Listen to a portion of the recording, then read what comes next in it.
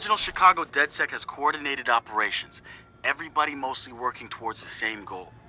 Rumors say that the leaderless group actually has somebody upstairs calling the shots, the Council of Daves. I can't say if it's true or not, but somebody's focusing their efforts. I know because I studied everything about them, even ran a few of their ops. I wanted to emulate them, try to figure out what worked for them and apply it to us. But the members of our Bay Area DedSec couldn't be more different from each other. Now, if there was a spectrum spanning anarchists to activists, we'd probably fill the whole damn thing. But there's one thing that unites the key crew. Each one of us has reason to hate big data, or more specifically, Bloom and its CTOS. I've been overseeing operations, making sure people get to where they need to be with the tools they require. I've got eyes on the big picture.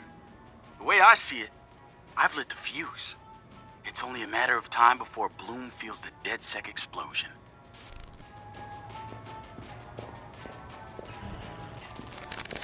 DedSec found Josh, hot sauce, posting anti-CTOS videos on Invite. Kid had a plastic Halloween mask over his face, a skull, but like the worst dollar store skull you could find. You could see his eyes through it. Big no-no when it comes to avoiding a profiler. He had a distorted voice, but he didn't change his speech patterns. See, Josh, he's high-functioning autistic, which means he's got a very specific way of talking. Satara found him easily, but he wasn't at all what we expected. When you get down to pure coding, Josh operates on a higher level than the rest of us. We gotta look at his CTOS profile, and all kinds of nasty flags popped up. Emotionally challenged, unstable, even a low mental maturity score. He's none of those things, and he quickly became the activist soul of our group. He has a black and white way of seeing things, fair and unfair, which means he can be refreshing and often hilarious. We caught a glimpse of the damage CTOS dealt him. Rejected care programs, cut funding, overcharges. We offered to help him make things right. When we met Josh, he had the right intentions and the wrong approach, like a laser putting on a pretty light show instead of burning holes. If Bloom's system wants to make him unemployable, damn straight we're gonna snatch him up and point him right back at him. The wrench. Man, what to say about this guy? Some freaky shit going on right there. I'd like to say he's actually a sensitive, charming guy beneath the harsh exterior. But I'm pretty sure he's a fucked up motherfucker all the way through. I don't even know who first recruited him. He just started showing up at local hacker spaces and building his tools of destruction. At first, I thought he was trying too hard. Like he was a FBI plant or something.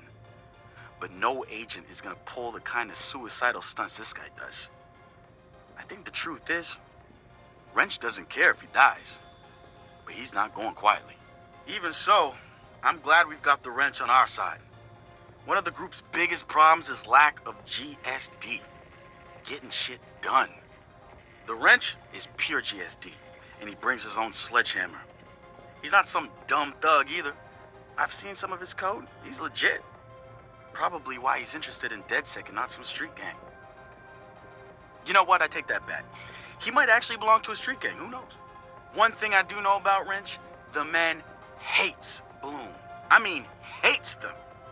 I can't get the why from him. It's obvious he wears the mask to avoid facial recognition, but what's he hiding from? He's not saying.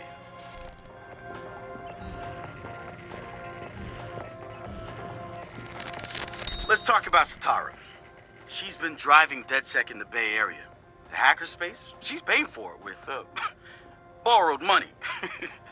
Every DedSec poster, every flyer, that's Satara. She's even had a hand in our core toolset. Found one of the first 0 days in CTOS 2.0. Some of the guys call her Madam President, but I see her as more of a pirate captain. She'll lead you to the treasure, but you piss her off, you're walking the plank. I had a long talk with her once. Found out where she gets her relentless drive. She's got rich parents back home in Calcutta, and I mean like drive a car in the house rich. They sent her to Ivy League schools, yes, plural, hoping to expand the dynasty, I suppose. But she didn't stick with it.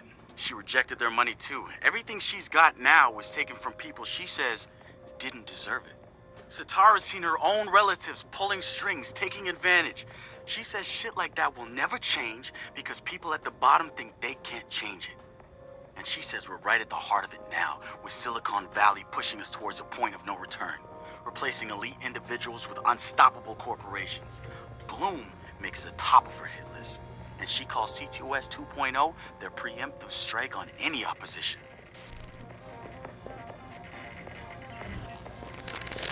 So we've been looking at this new guy, calls himself Retro. Now I like his style, spent some time in Oakland. In fact, that's where he earned some of his hacker cred. I read everything I could about it when it was going down. The Home Domain Center had to deal with Homeland Security. They rolled out cameras in Oakland and started stockpiling data on everybody. Somehow Retro got targeted by the thing. It profiled him based on his computer skills and marked him as a prime suspect in the local high-tech robbery. The evidence was all digital. Nothing put him at the scene of the crime.